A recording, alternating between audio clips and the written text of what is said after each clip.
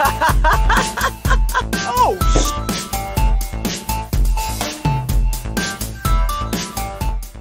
what's up, everybody, and welcome back to another episode of the Dead Funny Podcast. I'm your host, Chris. Joined today is my co-host, JoJo. Hello. And we're here for another podcast. So, we've got the official E3 calendar. Did you see that yet? Yeah, I'm sure. Get around. Yeah, so I'm definitely going to post it in Slack. I haven't got a chance to yet, but kind of wanted to break it down here a little bit over the podcast.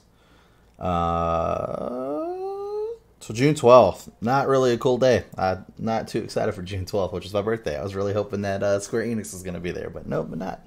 So we got Ubisoft, basically. Gearbox E3, and then Game Beat Session. I don't even know what the hell that is, but there's that. But yeah, it's basically just Ubisoft. That's literally all that's going on that day. I think Game Beat is like a journalist publication, so I don't think that's even like a game announcement place. Oh, okay, yeah. Because Gearbox, E3, there's a Ubisoft Forward pre-show, which I'm not going to care about, so yeah. I'll probably watch the Ubisoft Forward and the Gearbox, and that's probably all I'm going to watch for... There is a rumor about that Gearbox thing, that they're going to do, like, the pretty heavy, like, probably definite kind of rumor. They're making an XCOM-type game. Really? For Marvel Comics. Like, Marvel superheroes, a strategy... RPG kind of thing. Which sounds there we go. Amazing. So, yeah, absolutely. Yeah, like I said, I plan on watching the Ubisoft Forward and Gearbox. So basically, I should sum this up for the viewers. We didn't get accepted to stream E3. Big surprise there. Not popular enough, I guess. I don't know. But yeah, so we didn't get accepted, which makes sense. I mean, well, it actually doesn't make sense to me because regardless either way, if like we only had one person watching, that's one more person watching E3. But oh well, whatever.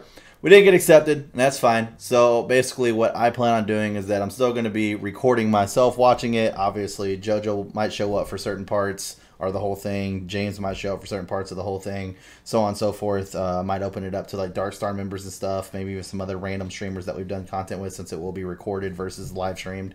And then I'll look at the content as we're recording it, and it will probably be more of like for Wednesday. I mean, if content is great every day, then we'll probably do that for the next couple whatever review shows. Will be like, you know, our highlights for day 1, day 2, day 3, day 4.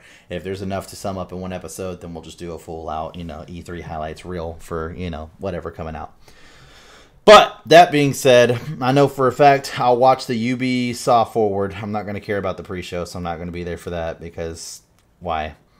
Gearbox E3 showcase, I'll be there.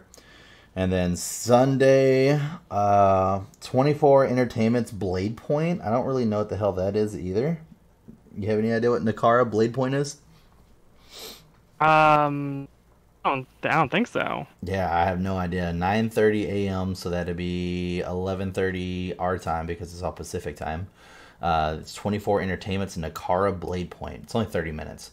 So I'm guessing it's a battle royale game on Steam. I don't know anything about it.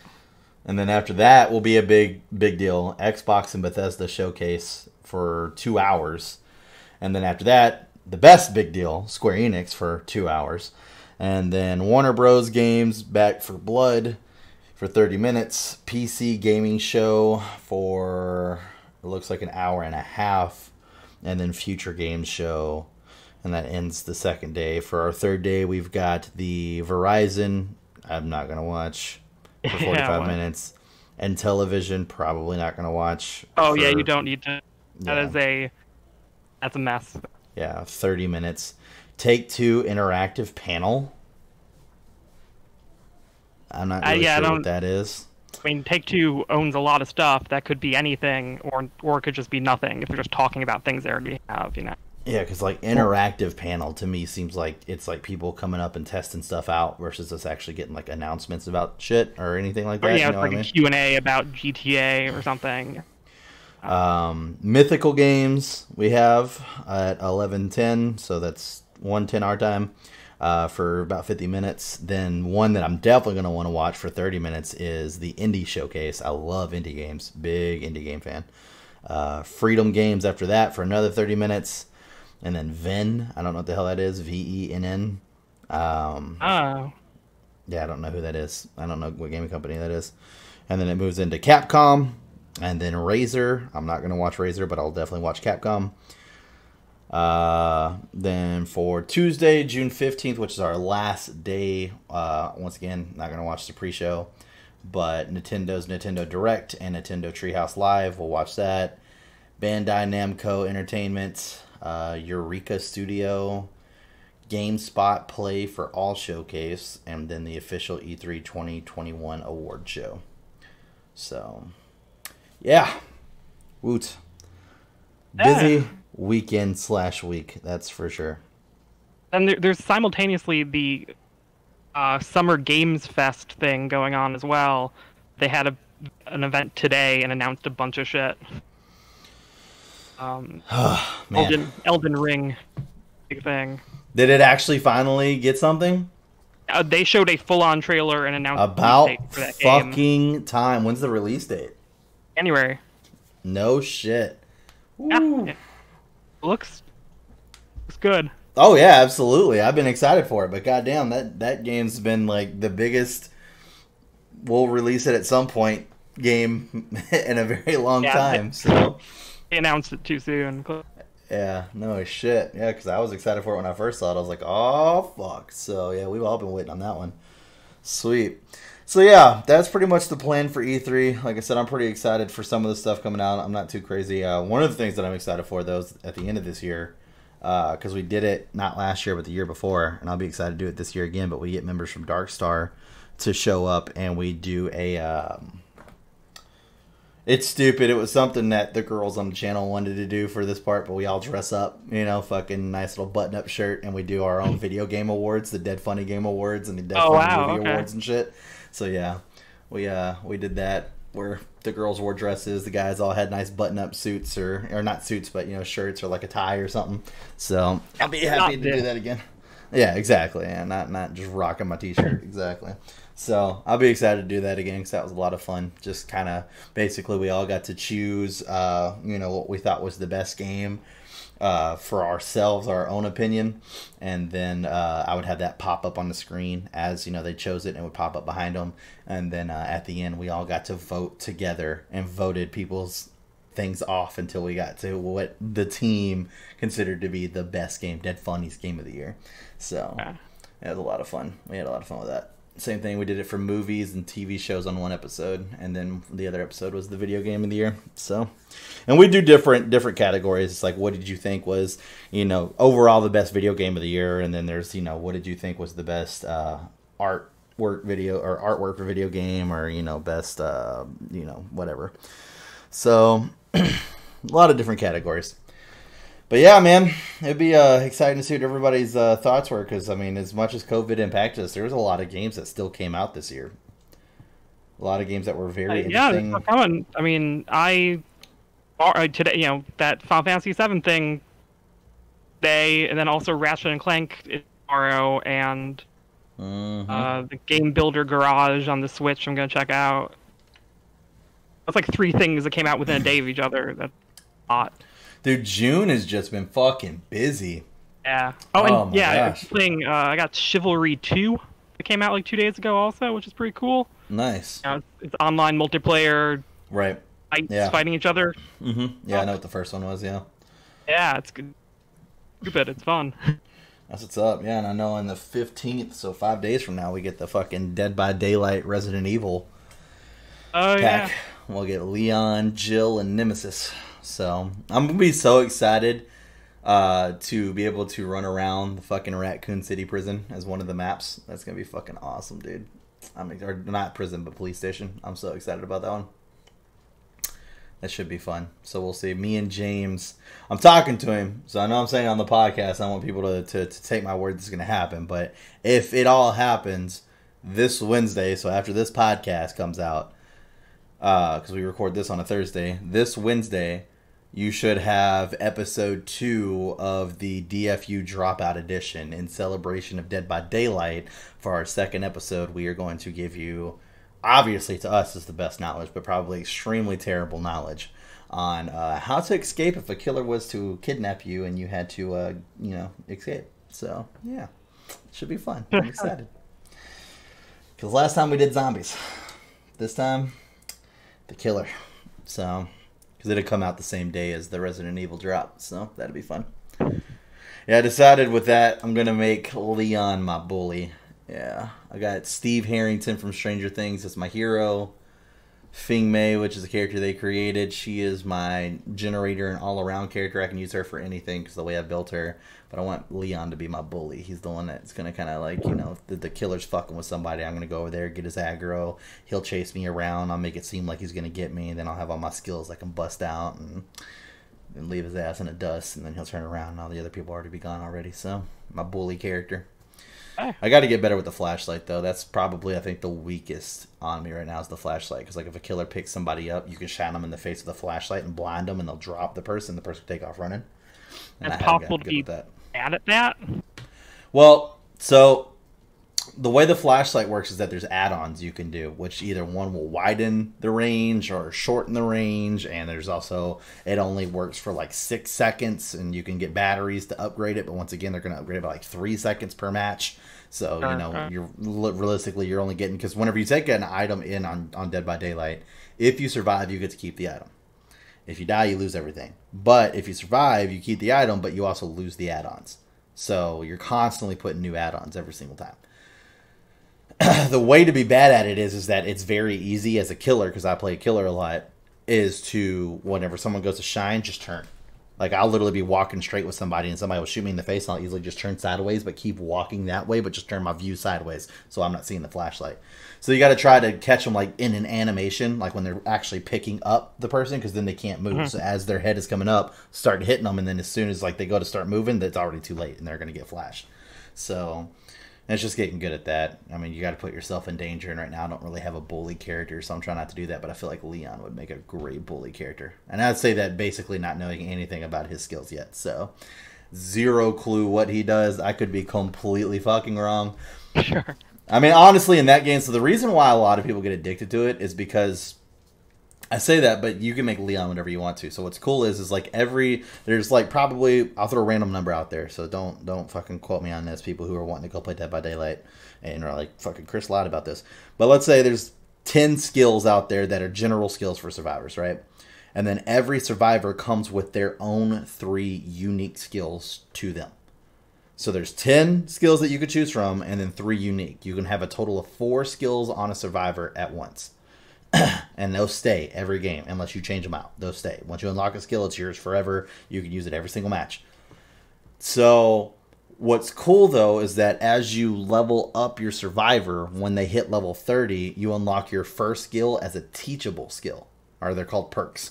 You unlock your first perk as a teachable perk, so that whatever was your first one. So for instance, Fing Mei, my favorite character, her first one's Technician. It's like one of the best perks in the game, because as she's working on a generator, if she fucks up, you fuck up on a generator, it makes a loud explosion and it shows the killer where you're at. Hers doesn't cause an explosion, it just makes the generator suffer a lot, so you lose a lot of progress you were working on, but you also don't have the killer coming over there to put a fucking knife in your throat. So, I'll take the fact I have to work more to get there.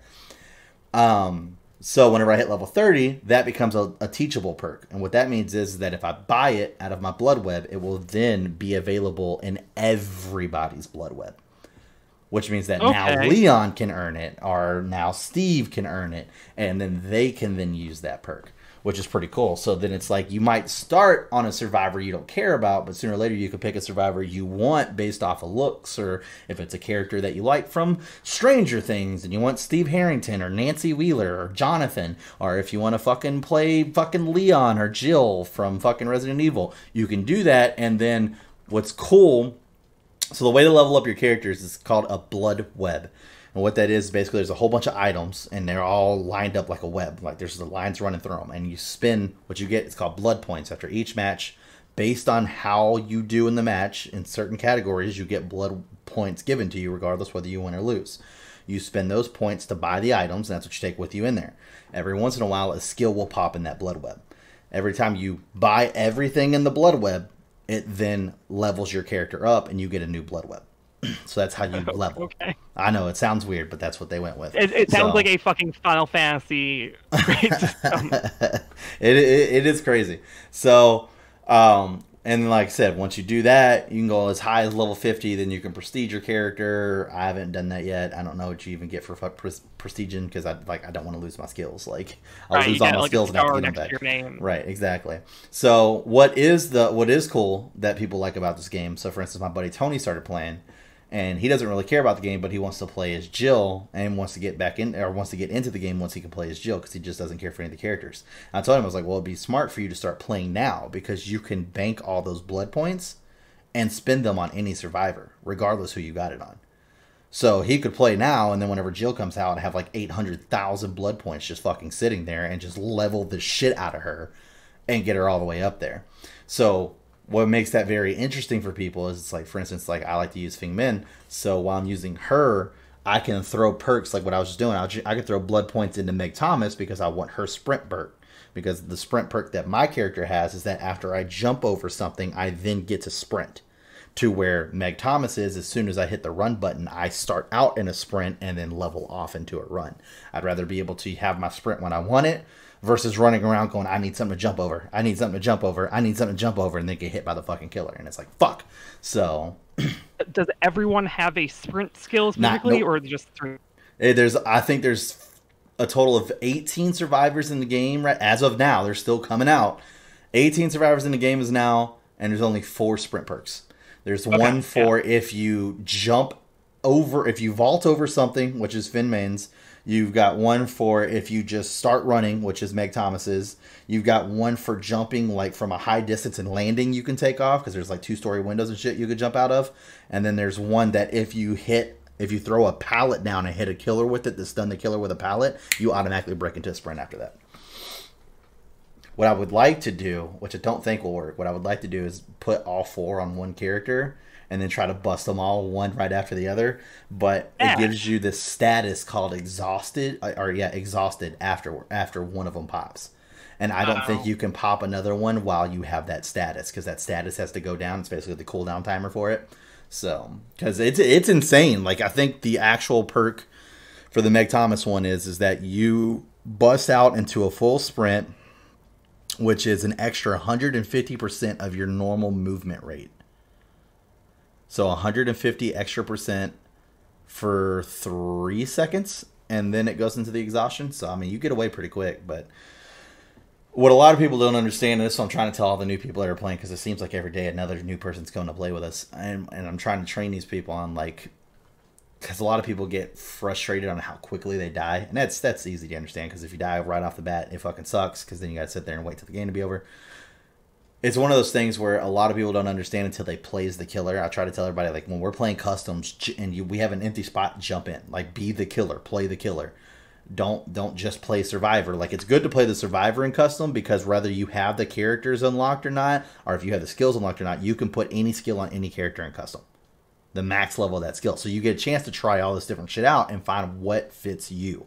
Because there's not really roles, but there's, like, you can assume roles in the game. So, like, me and my buddy James, not James that's on the channel, but my other buddy James, we both like to go for generators. Like, we're really fucking good at it. So all of our skills are around us working on generators, to where having somebody be the bully can have skills that help them around the killer and shit. I know there's one bully skill where, like, when the killer goes to hit, you can tap a button and you'll do a dash for 5 seconds, and it's kind of like the shoulder down charge. Whenever you're doing that, you're invincible. You can't get hurt in that 5 seconds, but it has like an 80-second cooldown. So, you know, that can get you the fuck out of trouble for, you know, good 5 seconds, and then you'll have to fucking figure something else out after that, obviously. So you can play the bully, you can play the hero, which is going to get people off of hooks and healing them and shit like that. There's skills catered to all that different stuff. So it gives you a chance to kind of figure out what you want to do. But the reason why I say it's very important to play as the killer is because there's 2 different views, and a lot of people don't know that. As the survivors, we see everything third person. The killer only sees everything first person. So there's a completely different camera angle on how to be able to see shit. Like there's times where like I'll be standing, like everybody will be dead and I'll be the last one, they'll be spectating me, and I'll be standing behind a stack of tires, you know, like, oh, the killer's definitely gonna see him. Like, no, he's not. I was like, I can see him, yes, but he can't see me because he's just looking like this versus I'm able to see all the way around me. And so with that, that's why they do stuff like the audio cues to kind of help the killer out. Blowing up the generator, scaring wildlife, like there's crows and shit around. So if you go take off running, a crow will go to fly and it will squawk and shit like that. You know, jumping over stuff while you're running, your leg hits it. And so it makes a loud bang. And then that also shows the killer like, hey, somebody's over here. Getting people off the hook. They scream when you take them off the hook. So once again, it's going to show that the killer's over here. So there's a lot of audio cues. And what a lot of people don't notice is that whenever you run from a killer, the reason why killers are able to continue to chase you, and I see this so much online as I'm playing the killer now, is that a lot of people think if they just keep running, they're going to outrun the killer. The killer is naturally faster than the survivors. Not in sprint, but your sprint doesn't last but like 3 seconds. So the killer is naturally faster. They will sooner or later catch up to you. There's no ifs, ands, or buts about it. Whenever they hit, they lunge. The reason why killers are able to follow people so much is because people keep running. When you run, you leave scratch marks all over the place.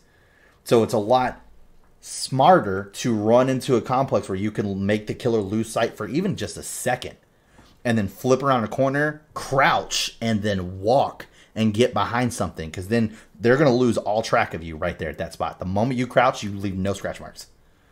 So you can literally, I'll see people who are actually really good at the game and they'll run up and they'll put scratch marks on like lockers. And then they'll crouch from there and move into a room across the hall. And I'll walk up and be like, oh, they jumped in a fucking locker, you idiot. And I'll open the locker and they're not in there. And I'm like, oh, shit, they just got me. And then by the time, because you have to wait for the animation for your killer to open this door, then open this door, and then close that door, then close that door, they're gone. They're fucking gone. You're zero chance you're catching them at that point. They're gone. You'll have to wait until you possibly run into them again. Because the moment they hear you open that door, they're going to get up, they're going to sprint, they're going to take off 3 rooms down the fucking way, and then they're going to crouch, and they're going to fucking walk another 3 rooms, and then you're finally going to be closing the fucking locker. So, yeah. It's nuts, man. It's fun as shit, though. It gets the adrenaline pumping. The only thing that really sucks with the game right now is that their matchmaking system is terrible. So, we were bitching and complaining about it before, and they said that they had some updates coming out where they're going to be trying something out, and this started yesterday. And by God, have I ever seen a company go from one matchmaking system, which was terrible, to another matchmaking system that was just God fucking awful. So first, it's just long wait times. That was our only issue. It could take you anywhere between 4 to 8 minutes to get into a match. Doesn't seem like a long time, but whenever it's late at night and you got that adrenaline pumping, you're like, oh shit, let's get into the next match. And it's like everybody's drinking and we're having a drinking game and having fun. Then it's like waiting, the alcohol starts to set in, you start to get tired, you know, it's taking too long to get into a match, and they're actually seeing a lot of drop off because of it. So they're wanting to fix their matchmaking system, which is fair, but the new matchmaking system isn't based off of rank, which is way worse. I'm now seeing stuff where I might be playing where I'm like a level 8 or rank 8, but the people I'm playing with are all rank 20 because they're all brand new. And normally what it would do is put us with like a rank like 12 to like 16 killer. Somewhere, you know, somewhere in between. Now it will throw us in with like, oh, rank 1 killer. None of these people have a chance to survive. It's not even fucking close. None of them. Like we went up against fucking Michael Myers, a rank 1 Michael Myers, and I think he executed, not killed and sacrificed, executed everybody within like the first, I don't know, 5 minutes of the game. Because he's just that good and his skills are that good. He's been playing that character for that long. Because Michael Myers he's so fucking creepy. But he's one of those where like just in the movie, he's all about stalking. So instead of killing people, he walks up behind them from a distance and just watches them. And then all of a sudden like his meter starts to fill up and then it levels up whenever it's completed. So he just has to do that with each survivor and then he's maxed out on his stock. At this point, he can just go up and straight up execute you without putting you on the hook or anything. Because in the actual game, to kill, you have to you hit them once, they go from healthy to injured. Then you hit them again, they go from injured to dying. On dying state, they're just on the ground. The killer then picks them up, puts them on a hook. You're in your first state on the hook. You can be on the hook a total of 3 times. The 3rd time, you're automatically dead. Unless you're left on the hook too long and you enter your second state while you're on the hook for the first time. The second state, you have to struggle. There's this thing called the entity. It's like these fucking long, you wouldn't like it, but it's like these long fucking spider claw legs that come out and they try to fucking stab you, so you're holding them off Whenever you're in that struggle stage, that's the official second state. So if someone comes and pulls you, you can't get hung again, or you're going to automatically die because you're going from the second state to the third state versus first, second, then third. So it's very important to try to get people off as soon as possible before they go into the second state. And once again, the killer will always have to knock you down twice, but there's some killers that are different. So like I said, Michael Myers, if he has that all the way up, he just grabs you by the neck and fucking shoves a fucking butcher knife in your stomach a couple times and then fucking throws you on the ground and then walks away. So, yeah. Everybody's different. I actually got assassinated by, or not assassinated, but executed by Ghostface from Scream the other day. And I had never seen his execution. He walks up with a fucking knife, stabs you in the back 3 times, then stabs you in the back of the throat, and then fucking takes you by the head, slits your throat, and then pulls out a camera and then takes a selfie next to your fucking face, and then fucking looks at the camera, sees that it's good, puts it in his pocket, and then throws your face down on the ground and then walks away. I was like, wow, that was graphic. Holy shit. Geez.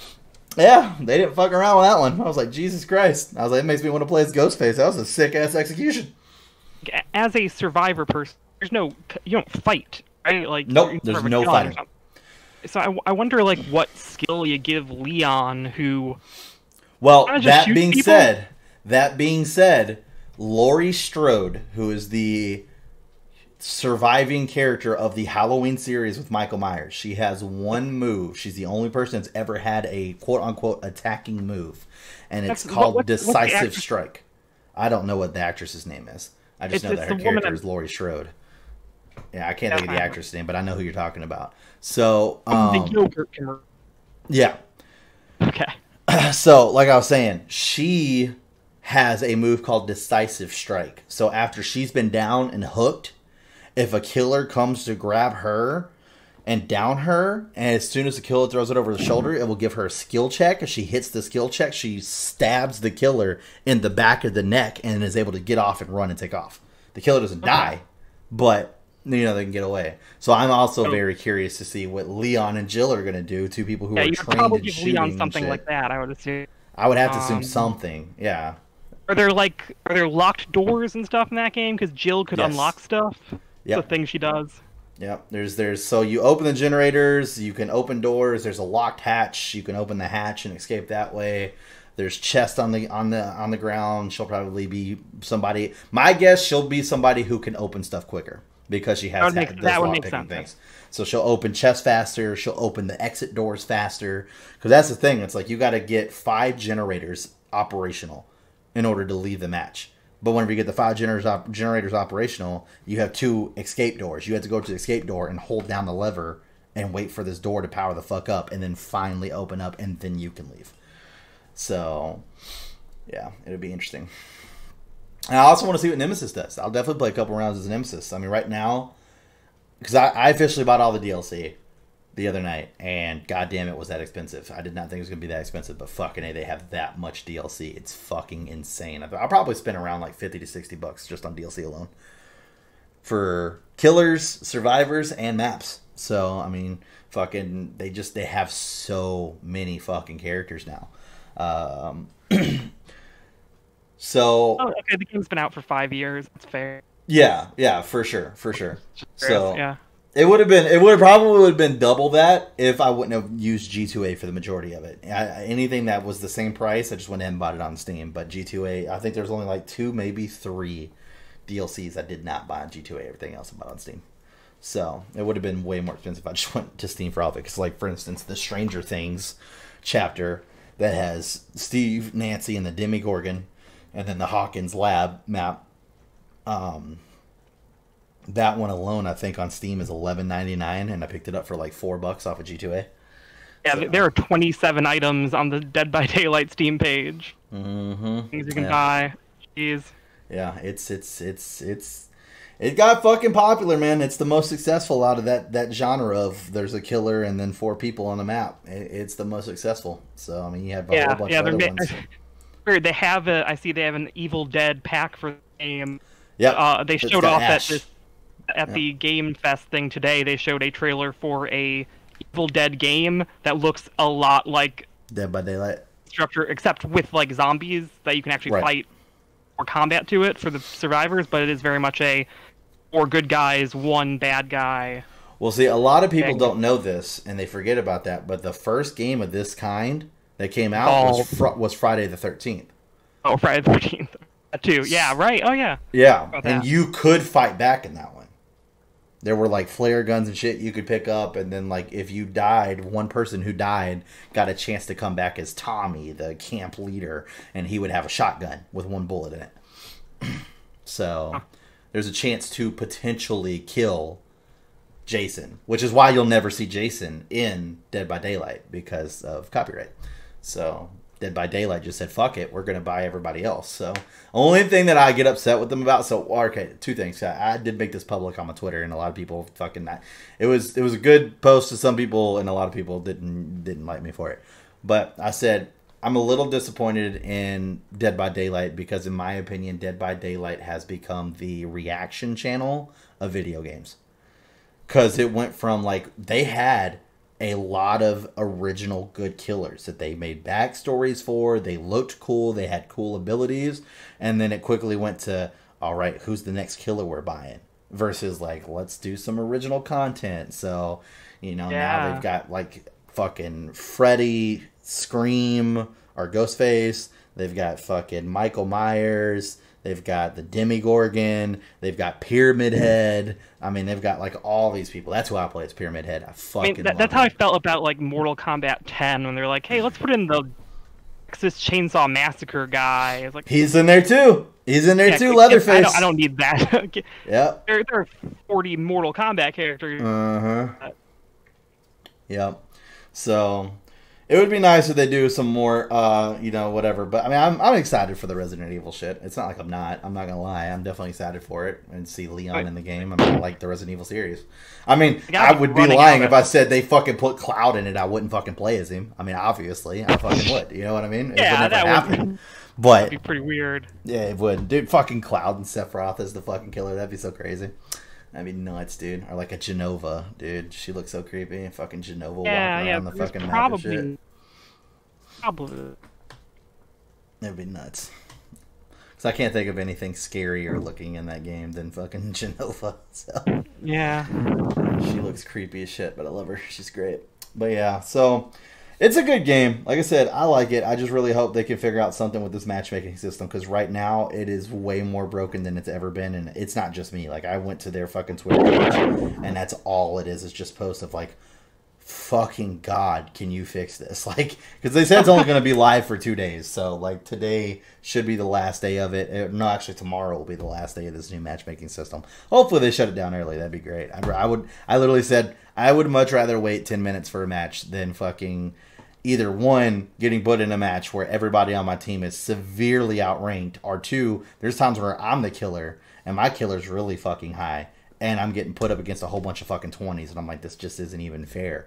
Like, I feel bad killing them because, it's actually resulted in the last 3 games I played of people just straight up just quitting right off the bat. Like, I'll hook them, they'll be like, oh, there's no way I'm going to beat this guy. He's too good at the game. Because my killer's bullshit. I will say that. My killer is bullshit. I used to use their killer, the Wraith. That dude was a badass. I use Pyramid Head now because, I mean, fucking Buster Blade, let's go. Like, he's bullshit. He is straight bullshit. Oh my God, his skills. So, I mean, obviously you got this long ass sword that has an insane reach. But on top of that, he's got this move where he stabs the sword in the ground. And I do this all the time. And if he just walks with it, he rips up the ground and it makes this like red trail full of blood. And it's got like fucking steel beams coming out and barbed wire. And so if people run into that, they get the status effect Torment. So they've got like barbed wire all around them as they're running, and they're constantly screaming and leaving blood trails and barbed wire trails, and I know I can follow them easier. If I down somebody who has Torment, I can send them to what they call the Cage of Atonement. So I hit them, and they go to a cage versus me having to pick them up and putting them on a hook. It's the exact same thing as going on a hook, except they're in a cage. The difference is whenever I hook somebody, I can always see them, to whenever I put somebody in a cage, I have no idea where they're at. So there's a little bit of a benefit. There's a pro and con there. Pro, I don't have to walk to a hook. I don't have to waste time. I can just hit you, move on to the next killer. to where the con is. I don't know where you're at, so if somebody gets you off, it's going to be, I could be on the other side of the map at that point and have to try to run all the way back over there and catch who got you off, whatever. You know? Because I try not to tunnel. That's a big thing that people get pissed off about, where you just tunnel in on one character and just keep killing them every time they get off. And it's like, it's no fun for that person. So I try to make sure I down everybody once, and then I go for the second round of downing people and killing people. So his other move is that I can stick the sword in the ground like I normally do, but instead of moving with it, I hit my power button, and he rips it up, and it does a full wave line in front of me. People hate this move, and the reason why is the best way to get away from killers is to have them chase you and then drop a pallet down on their face, and then you run, because it stuns them for like 5 to 6 seconds. I'll be running after somebody, and I'm like, okay, cool, they're about to drop this pallet. So I'll slow up a little bit. They go to drop the pallet, I've already got it charged and ready. So while they're in the animation of throwing down that pallet, I let that motherfucker rip, and then it fucking hits them. I've already hit them once, so then they go down on the other side of the pallet. I walk up, break the fucking pallet, and then pick them up, throw them over my shoulder, and put them on a fucking hook. They fucking hate that move. And then the last thing that he has is that if they're afflicted with torment, which is the barbed wire over them, and they've been on the hook at least once, I can straight off execute them the next time I see them. It's called Final Judgment, where he just takes the sword, lifts it up, and just brings it down, and just cleaves the entire fucking body in two, and then brings it back. It's pretty sick. Does he have eyes? Technically, he can see through the pyramid, because it's kind of more like a grate almost, but it's like a really small grate, but yeah. Yeah. I like the story of Pyramid Head, honestly, like, because I'm a big fan of the Silent Hill games. Like, I fucking love the games, I love the movies, I'm a horror fan, I love that shit. So, like, his whole deal is, like, he feels he has this duty and obligation that no one has given to him. And once his duty is done, once the intruders that come into the Silent Hill realm and have officially come into the Twilight Zone, if you will, his job is to take them out. And then whenever he's done, he goes into a long slumber. And then whenever there's more, then he wakes back up and it's game time again. Yeah, like, I don't know. I like him. He's cool. And then they also have a map from the game too, or from the movie series, where it's the middle school that they go looking through. And what I've always loved about the Silent Hill movies is that, like, in the games too, is that when the alarms go off, like the tornado sounding alarms, that's whenever all the bad shit's coming out. It's turning nighttime, so that they've rigged it up to where, like, when it's going to turn nighttime, those alarms go off, so you know, get the fuck inside because shit's about to go crazy. And so they have those alarms going off whenever you're playing in Dead by Daylight. I'm just like, it makes me miss Silent. We need another good Silent Hill game. It's been so long. So long. Yeah, that might take a while. Yeah. Konami doesn't really make video games much. No. So they just need to have somebody else pick it up and buy it. Square Enix, let's go. They, a couple of weeks ago, probably, they put out a Bomberman Battle Royale game. Really? And they have Konami, like, skins in that, because Konami owns whoever they bought, the people who own Bomberman. You can play as a Pyramid Head Bomberman. Wow. I had no idea cool. that existed. Huh. Yeah, it's pretty fun. It's free to play. You know, it's on everything. If you want to check it out at some point. Huh. I had no fucking clue that it came out. Man, dude, I'm trying to think of the last time I played a Bomberman game. Jesus Christ. Yeah, it's been a while. Dude. Wow. Fucking Bomberman. Yeah, it's still Bomberman. when you play it. Yeah? Is it still, like, old school looking, or did they do kind of more of a new school retro? It's 3D, but, like, it's 3D versions of that character design. They look like Bomberman. Gotcha. Bomberman Act Zero, where they made him, like, mature and... Like Mega Man. Yeah. That's fair. Oh, well, like I said, that's our, I know we got on a Dead by Daylight rant, but that's our plans for E3, so make sure to check out for those. But we're going to go ahead and wrap it up here. We're recording this now, with that in the future, and then releasing this after that has all happened. No. Well, after E3 has happened, but our actual videos of E3 won't come out until after this podcast. So yeah, look out for our videos of E3. Our reactions to specific games that we're excited for. Obviously, we've got a lot of people who are like, you got to record the Square Enix one. Obviously, that's going to happen. So I'm going to fucking watch the Square Enix one. It's going to happen. So, but Yeah, so make sure you check that out. We're going to wrap up here, but if you guys enjoy this content, make sure you like, subscribe. Also, turn on notifications, that way you get notified next time we upload another video. Hit us in the comment section below. Let us know your thoughts and views on some of the stuff that we talked about. If you are playing Dead by Daylight, you know, who's your favorite killer? Who's your favorite survivor? Also, let me know. What do you think about the new matchmaking system? It's pretty shit, right? You agree with me. Everybody else does. So that's fine. It's fucking terrible. But unless you're just a rank 1 killer and a rank 1 survivor and you're just an asshole and like to, you know, beat down on level 20s all day, then, I mean, I guess fucking do you, boo-boo. I don't know. But, yeah, there's that. Now, there's a lot of people that are like, oh, I love this because they're a rank 1 killer and they get put in a lobby with nothing but fucking 420s and they're going to win. That's an easy win. A real imbalance of levels of players in that game where it's just very difficult to find, like, get the right amount of people together. Like I said, just going to their Twitter page alone, so many people have taken pictures of the in-game stats out of a match, and it shows their rank, and it's just red, red, red, bronze. 1, 1, 1, 20. Like, it's fucking nuts, dude. And they're all like, I guess this is the new way Dead by Daylight's supposed to play. If you want to get better, you got to play against the absolute best of the game as soon as you start. That sounds like a smart idea. Hey, you didn't want to wait 10 minutes. Well, fuck you. Here's this. This is what you get if you don't want to wait. Well, I mean, fucking hey, I'll take the 10 minutes. But, I mean, to me, it doesn't matter. But there are times where we get put in these matches where it's like, even I have a hard time. And I know if I'm having a hard time, the two new people that I'm playing with are definitely fucking struggling. Like, definitely. Because, I mean, they're just not as good as I am yet because I've been playing the game since it fucking came out. I know for a fact 1, 2, 3, 4 of the people I play with just started playing this game within this month for the first time. So, and to be going up against level 1s, like, come on. You said it yourself, it came out 5 years ago. I picked it up when it came out for a stream with another streamer I was streaming with at the time, and then I think a couple weeks after that we did a duo queue on it, and which, by the way, we just released the new fucking duo queue series. I know it's been a while since we've had a duo queue, but me and JoJo playing through, as I said in the description, the world's most hated Resident Evil out of the series, number 6. Yep. So we started the Leon story. So go check that out. We'll have the entire Leon chapter. Then after that, we'll take a break, get some other stuff up there. Then we'll come back with the Chris chapter and so on until we beat the game. So that way me and JoJo can finally check that box off of our Resident Evil career. I kind of want to know what happens. We will find the fuck out. Yep, we will find the fuck out. That's for sure. So we're playing it. But yeah, so go check that out. First video's up at this point, and the second video will be up this week. So yeah, there we go.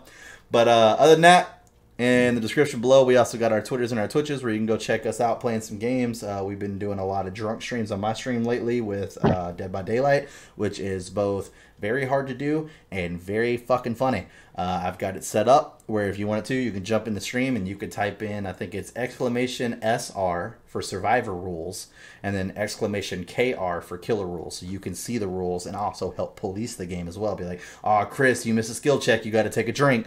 You can kind of help us keep count because once the drinks start flowing, it gets a little hard to remember when you're supposed to drink because there's a lot of fucking rules.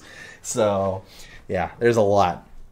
But yeah, it's a good time. We have fun, and I always make sure that anybody else that's playing with me that's also streaming, I put their things in there too, so that way in case if they're the killer, you can also have, you know, the killer on one screen and the fucking survivor on another and be able to watch both and so on and so forth. It's a good time. So you can come check that out as well. But at the end of all this, we guys have a great rest of the week. Enjoy E3, and we will see you next time.